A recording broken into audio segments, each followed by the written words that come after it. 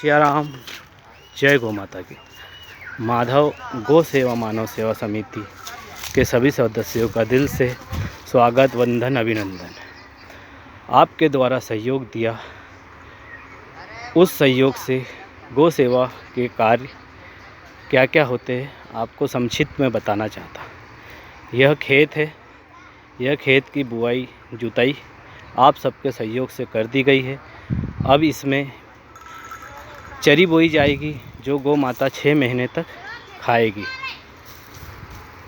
इसके बाद आज पूनम के शुभ अवसर पर ये सब गौ माताओं के लिए आप सबके सहयोग से खली की व्यवस्था की गई है। यह खली गौ माता के लिए मक्खन भोग का कार्य करती है। दीजिए ना अंकित जी, दीजिए ना राजपाल जी। इसके बाद आप देख सकते हैं ये नांद की व्यवस्था आप सबके सहयोग से गौ माता के लिए नांद की व्यवस्था की गई है, जिससे गौ माता भोजन करती है। इस तरफ देखिए, अब नांद नहीं है तो इस तरफ अपने को नांद अति शीघ्र बनवाना है और बनाने का कार्य करना है। ये क्या है, मतलब किस हिसाब से ये दे सकते अपन छोटे को? एक एक सबको देना है। जय श्री राम जी।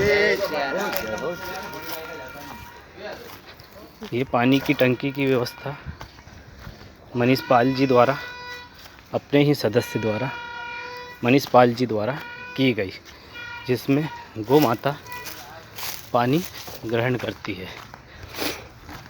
अब इसके बाद अपन आते हैं भूसे की तरफ। यह भूसा भंडार गणेश जी सोनारे द्वारा यहाँ पर 4 डंपर भराव, सागर जी द्वारा यहाँ पर चदरें अपनी पिकअप में छोटा हाथी में लाई गई और यह भूसे भंडार का निर्माण आप सबके सहयोग से हुआ, जिसमें कि गौ माता के लिए 6 माह का भूसा भरा है।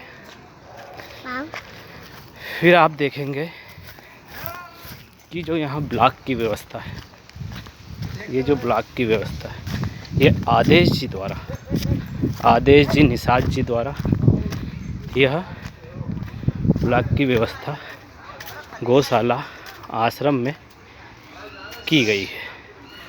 अब ये अरविंद जी के मित्र नए सदस्य जायसवाल जी द्वारा चापड़ की बोरी की व्यवस्था की गई है। चापड़ की बोरी क्या होती है?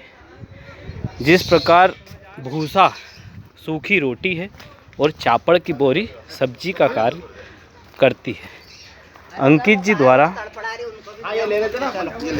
जी ठाकुर जी द्वारा एक खली